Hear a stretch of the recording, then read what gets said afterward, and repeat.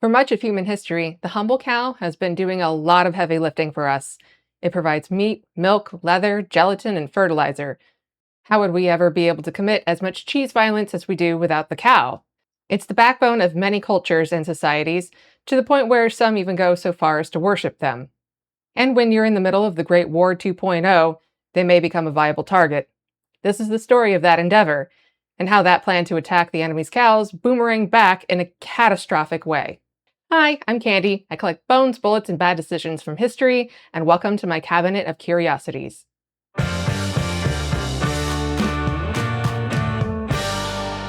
Today's curious fixation is the cow.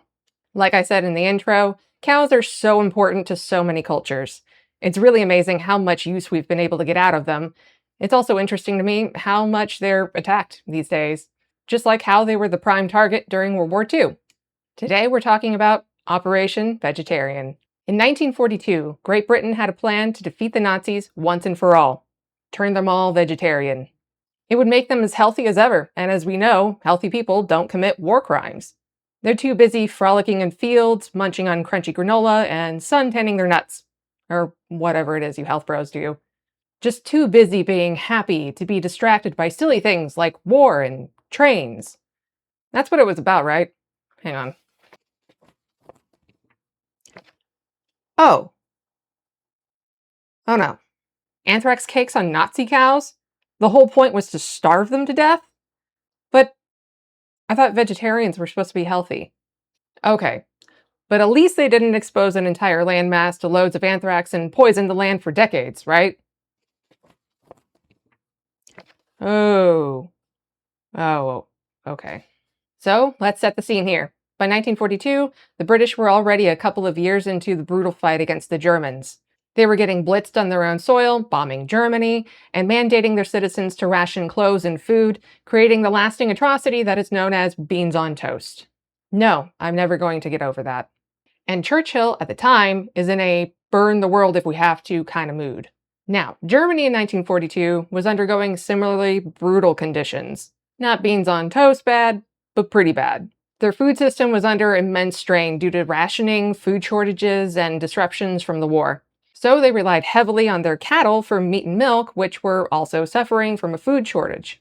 An already dire situation that could easily be pushed over the edge. And anthrax was going to be that little nudge. That's where Sir Paul Fields comes in.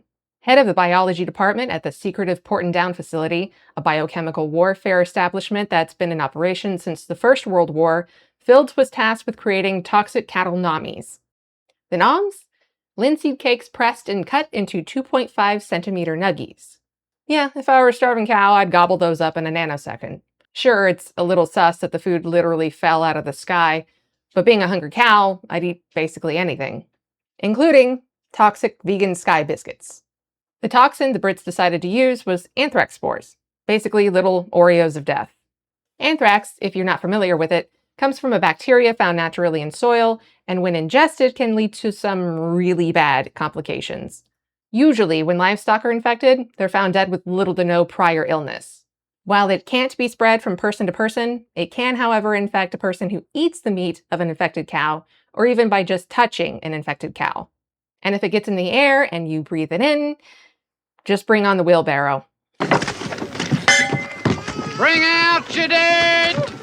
Today, with readily available antibiotics, this isn't necessarily a death sentence. But back in war-torn 1940s Germany, bring out your dead! The plan was to launch these death cakes from planes onto the fields like the world's worst piñata. The famished cows would gobble them up and then keel over. Now, not only would they wipe out a hefty chunk of heifers, but if Germans ate any of the cows or their milk after they were infected, or even just touched any of the dead cows, it could wipe out the people too. It would inadvertently make them vegetarian, completing the demoralization campaign with the utmost cruelty. Wasn't Hitler a vegetarian? He may have actually liked that plan. England had over 5 million of these anthrax-injected cakes stockpiled in specially made barrels and modified RAF planes ready to chuck them out over the Deutschland fields. But how did they know that this plan would even work? What better way to answer that question than to carpet bomb bacteria into your own backyard? In 1942, the military bought a small 522-acre island off the coast of Scotland for £500, called Gruinard Island. It was the perfect plot of land for open-air experiments. Just far enough away from the mainland, where the people are, but close enough to a military base already in place, totally uninhabited, aside from the occasional wandering bird or burrowing rabbit. Oh God, what happened to the rabbits? The air turned bad. Runs blocked with dead bodies. I'm sure they're fine. The land purchased and cordoned off from the public, they then populated the island with about 60 sheep locked in crates and tethered to the ground. Then, instead of dropping their yummy cakes for the lambs, they just blasted them with ungodly amounts of anthrax spores. The so-called N-bombs contained 106 special bomblets charged with anthrax spores suspended in a liquid that looked like thick brown gravy. When detonated, it aerosolized and spread downwind, a gravy fog of death. And then, to the chagrin of the scientists, nothing happened. The sheep seemed to be okay. Until they weren't. Only a few days later, all the sheep died a horrible, excruciating death. Yay, success! And there was much rejoicing. It worked so well, in fact, that some people on the mainland started noticing strange coincidences. Totally coincidences, by the way. Definitely had nothing to do with the clandestine military activities about a mile that way, where the air surely can't reach us, right?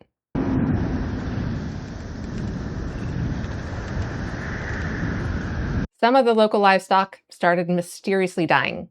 They were seen frothing at the mouth, unable to breathe, and then just keeling over. Many were found dead without any apparent sign of illness the day before.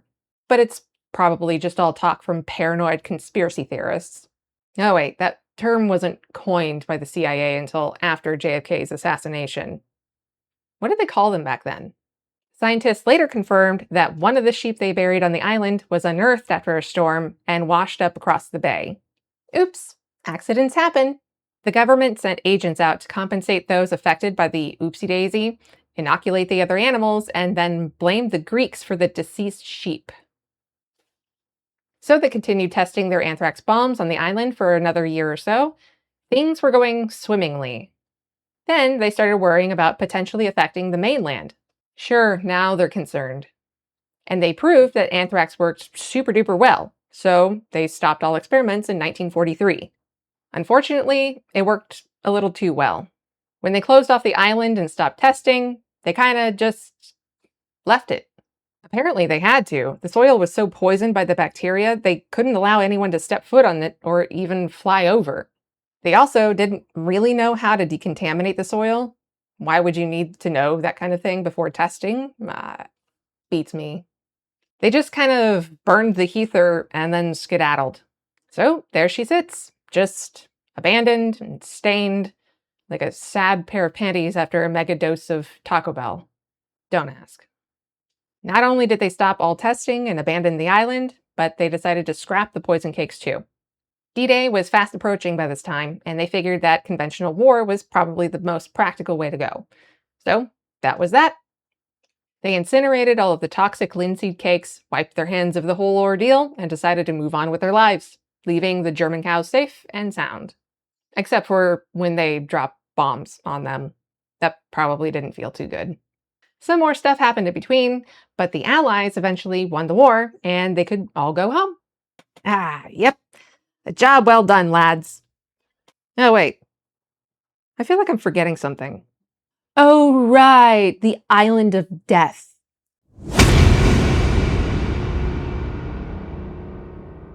Who'd have thunk a jar of dirt could have been classified as a bioweapon?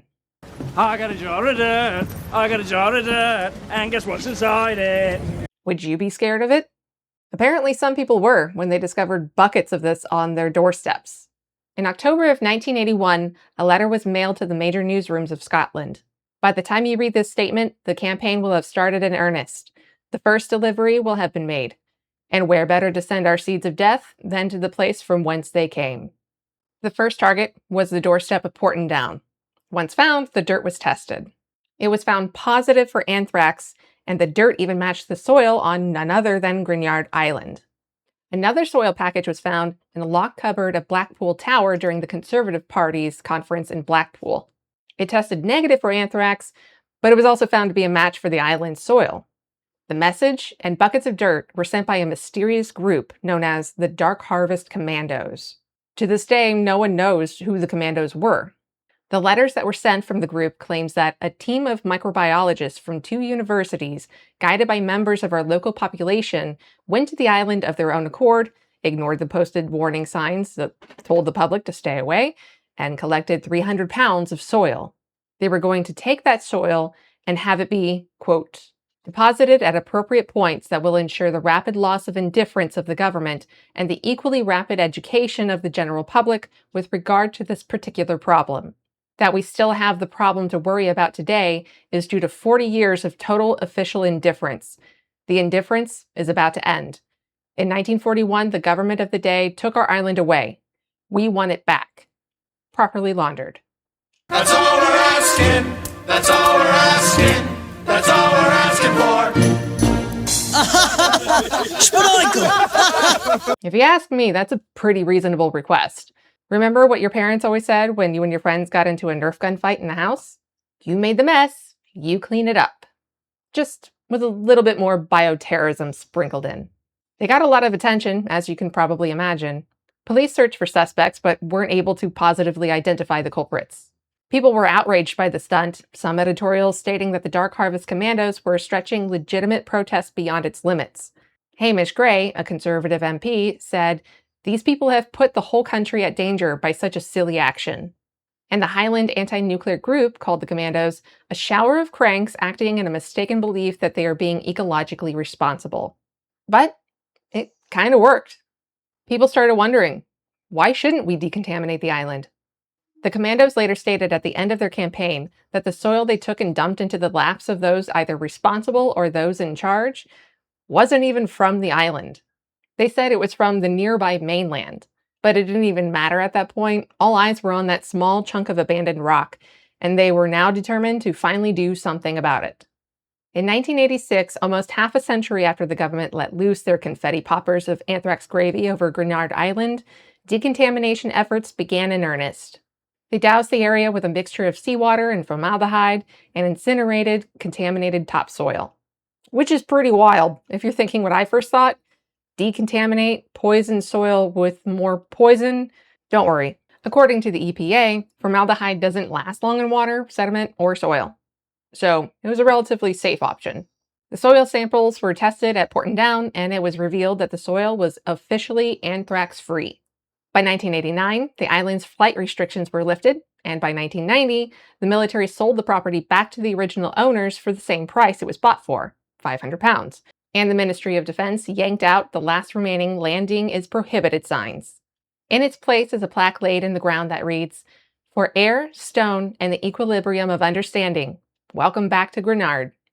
So there you have it. What began as a quest to mass slaughter Nazi cows with anthrax cakes and a move that some may call bioterrorism, ended with, well, bioterrorism in an effort to clean up the small plot of land that the British government bioterrorized. What goes around comes around, I suppose. That's it from the Cabinet. If you enjoyed this video and would like to see more of my content, please press the like and subscribe buttons. And as always, stay weird and tell your dog I said hi.